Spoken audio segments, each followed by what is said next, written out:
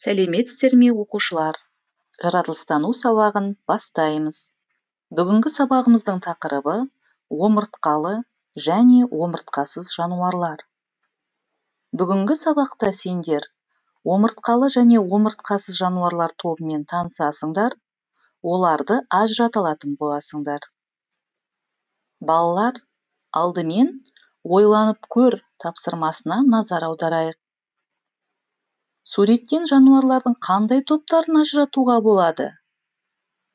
Кез келген белгісіне қарап, топтастыруға болатынын ескерерсің.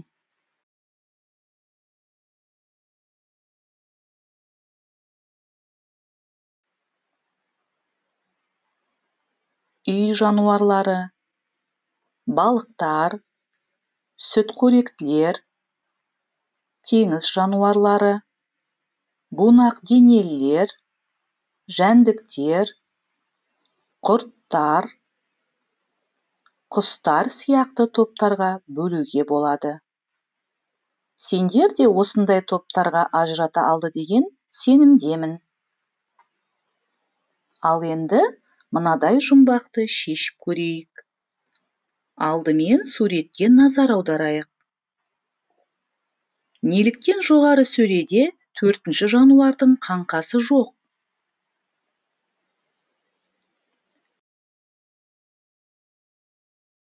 Себебі медузалардың денесі судан тұрады. Қаңқаның қызыл сызықпен көрсетілген бөлігі қалай аталатынын білесің бе?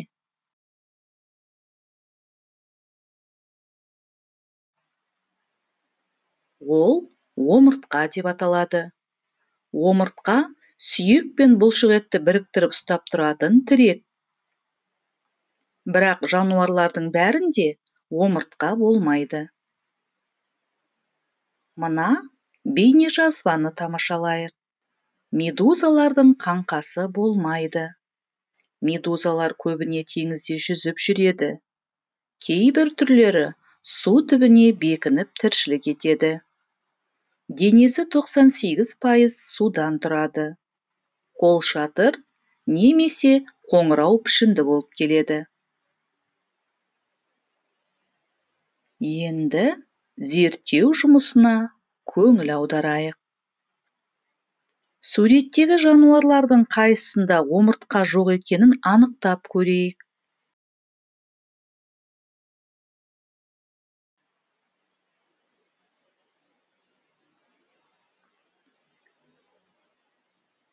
Енді дұрыс жауабымен тексереміз.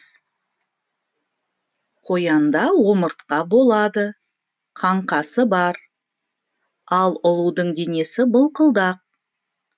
Шортан мен саршұнақта сүйек қаңқасы болғандықтан омыртқасы бар. Ара, жұлдыз құрт, қоңызда омыртқа болмайды. Сауысқан омыртқалы. Ал инелік бунақ денелі болғандықтан омыртқасызға жатады. Сонымен ұлу, ара, жұлдыз құрт, қоңыз, инелікте омыртқа жоқ. Енді осы жануарларға сәйкес келетін әріптерден сөз құрайық. Қандай сөз шықты? Иә, тірек деген сөз шықты. Бұл омыртқаның басты қызметін білдіреді. Жануарлар омыртқалы және омыртқасыз болып бөлінеді. Балықтар, бауыры мен жорғалаушылар, қосмекенділер, сүтқоректілер және құстар омыртқалы жануарлар болып табылады. Бунақденелілер, құрттар, ұлулар, өрмекшілер және кейбір теңіз жануарлары омыртқасыздарға жатады.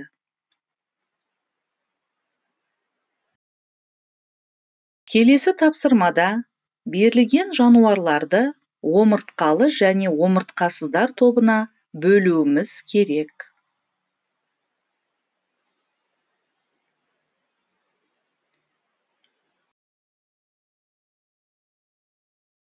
Омыртқалылар көртышқан, үйрек, түлкі, түйе, зебра. Омыртқасыздар: шыбын, көбелек, жауын құрты, медуза, құмырсқа.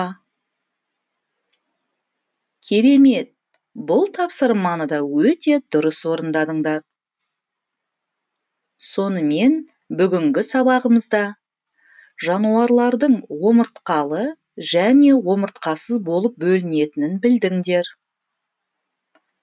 Омыртқаның сүйек пен бұлшық етті біріктіріп ұстап тұратын тірек екенін ұғындыңдар. Жаз мезгілінде табиғат аясында өте сақ болуымыз керек.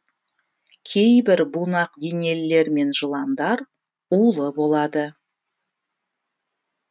Үйге мынадай тапсырма беріледі. Үйдің ауласынан немесе саябақтан қандай омыртқалы және омыртқасыз жануарларды кездестіруге болады? Дәптеріңе аттарын жазып ал. Осымен балалар, сабағымыз аяқталды.